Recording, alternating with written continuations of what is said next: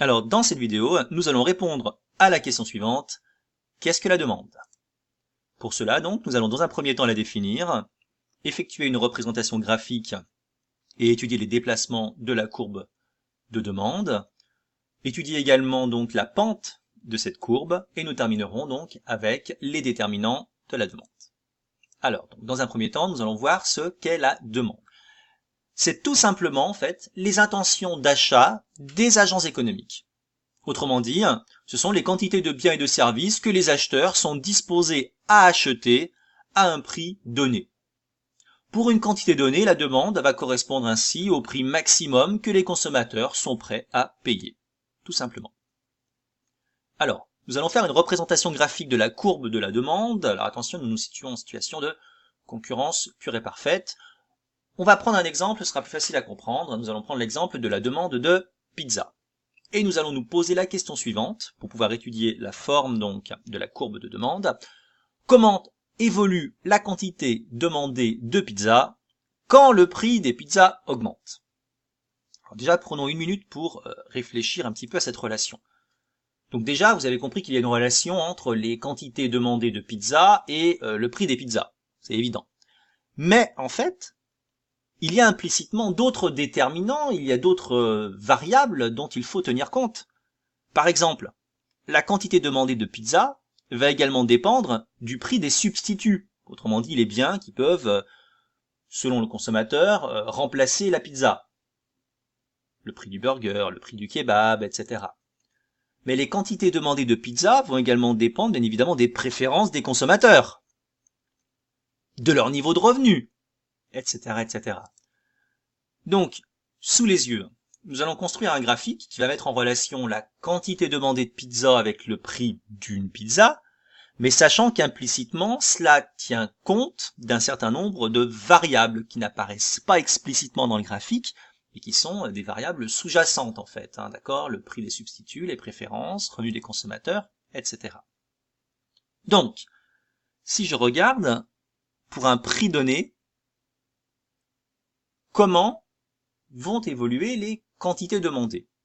Alors, si le prix augmente, que je passe de P1 à P2, que va-t-il se passer? Alors déjà, on va remarquer qu'il y a un effet de revenu. Autrement dit, l'augmentation du prix d'un produit va réduire le pouvoir d'achat du revenu. Si j'achète quelque chose 10 euros et que plus tard, cette même chose coûte 15 euros, ben en fait, j'ai 5 euros de moins en poche. Mon pouvoir d'achat a diminué. Donc bien évidemment, je suis pas spécialement incité à consommer ce type de bien. Deuxièmement, il va y avoir un effet de substitution.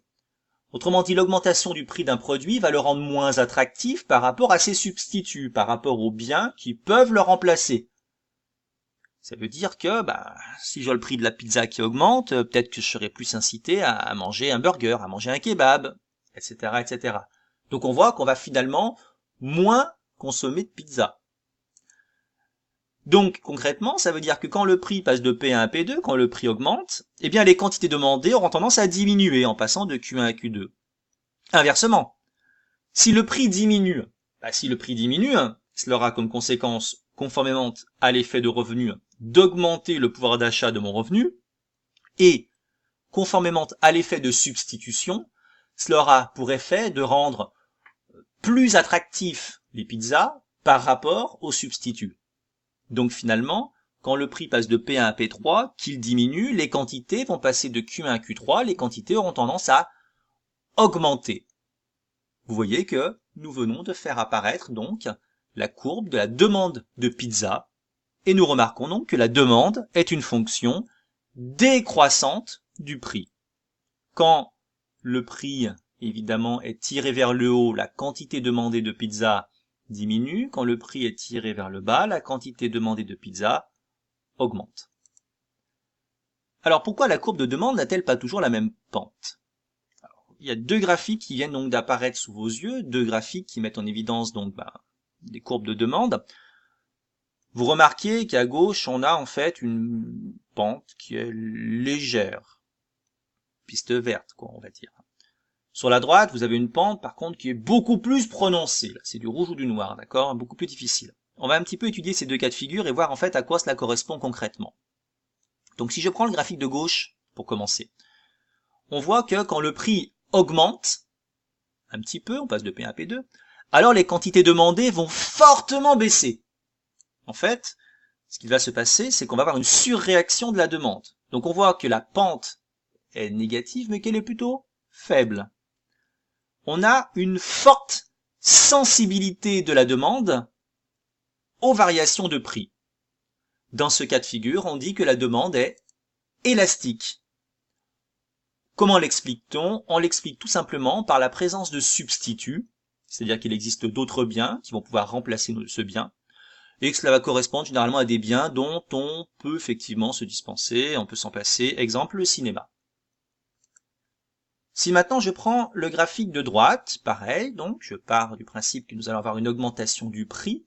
Là, on remarque cette fois-ci que quand le prix augmente un petit peu, qu'il passe de P1 à P2, alors les quantités demandées vont très peu diminuer. Ici, on remarque que la pente est négative, donc et qu'elle est forte, comme je l'avais déjà exprimé. On a finalement une faible sensibilité, donc c'est une sous-réaction, hein, de la demande aux variations de prix.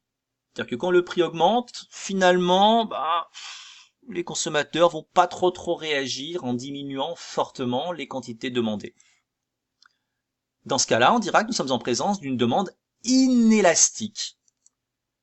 Cela s'explique par le fait qu'il n'y a pas vraiment de substitut, il n'y a pas vraiment d'autres produits qui vont permettre de remplacer le bien dont le prix vient d'augmenter. En fait, ce sont des biens dont on ne peut pas trop se passer, tout simplement. Exemple, si vous avez une voiture, mais que vous habitez à la campagne, si le prix de l'essence augmente automatiquement, vous n'aurez pas le choix, vous devrez continuer à utiliser votre voiture de toute façon. Alors, de quoi va dépendre la demande? Évidemment du prix, ça on l'a déjà évoqué. Également des préférences des consommateurs, par exemple l'effet de mode. Le niveau de revenu, bien évidemment. Si le revenu des consommateurs a tendance à augmenter, donc mécaniquement, leur pouvoir d'achat étant tiré vers le haut, ils seront plus incités à consommer, donc une augmentation de la demande. Le prix des biens substituables, on a déjà évoqué cela ensemble avec les substituts, d'accord, pizza, kebab, burger, etc. Le prix des biens complémentaires, également. Si par exemple le prix de l'essence augmente, du coup acheter une voiture, finalement ça coûtera plus cher, puisque l'usage au quotidien sera bien évidemment plus élevé en termes de coûts. Les anticipations, il faut savoir que les anticipations, vous modifiez en fait les comportements dans le présent des consommateurs par rapport à ce qu'ils anticipent en fait dans le futur, d'accord? Si les consommateurs anticipent un futur morose avec une explosion du chômage, ils pourraient se dire qu'il faut à tout prix mettre de l'argent de côté, qu'il faut épargner, donc ils peuvent être incités à restreindre leur consommation en général, ce qui aura bien évidemment des conséquences pour beaucoup de biens demandés. La taille du marché, donc autrement dit le nombre de consommateurs, bien évidemment si la population augmente, automatiquement on aura un impact sur la consommation de certains biens, d'accord? Ça peut être dans le domaine alimentaire, si par exemple on a un baby boom, on peut imaginer qu'automatiquement on aura une très forte augmentation des quantités de demandées de petits pots pour bébés. Et nous allons terminer en étudiant les déplacements de la demande donc d'un bien X. Donc sous les yeux, vous avez la courbe de demande du bien X. Dans le cas présent, que va-t-il se passer? Alors, on remarque que si le prix augmente, que l'on passe de P1 à P2, les quantités vont diminuer. C'est logique, on a dit que la demande était une fonction décroissante du prix. Donc vous voyez qu'en fait, nous allons nous déplacer le long de la courbe de demande quand le prix varie. Inversement, si le prix diminue en passant de P1 à P3, dans ce cas-là, les quantités demandées vont augmenter, ce qui est toujours logique puisqu'on a dit que la demande était une fonction décroissante du prix. Donc dans ce cas-là, nous allons une nouvelle fois nous déplacer le long de la courbe de demande. Donc si le prix du bien X varie, on se déplace le long de la courbe de demande. Deuxième cas de figure où cette fois-ci nous allons nous déplacer non plus le long de la courbe, mais ça va être carrément la courbe elle-même qui va se déplacer. Souvenez-vous ce que nous avions dit en fait pour les pizzas, d'accord? La représentation graphique que vous avez, certes, dépend du prix de X, du prix de la pizza, mais elle tient implicitement compte du prix d'un certain nombre de variables. Et ces variables, ce sont les déterminants que nous venons juste de voir en fait. Donc pour un niveau de prix P1, les courbes de demande vont se déplacer vers la droite ce qui va correspondre à une hausse de la demande, ou vers la gauche, ce qui va correspondre à une baisse de la demande.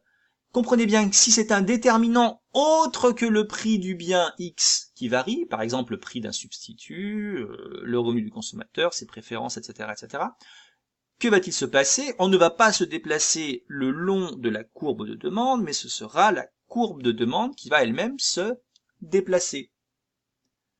Exemple, si il y a un effet de mode qui fait que cela va orienter les préférences des consommateurs vers l'achat d'un certain bien donné. Que va-t-il se passer? Pour un niveau de prix donné, vu que c'est l'effet de mode, les quantités demandées vont augmenter.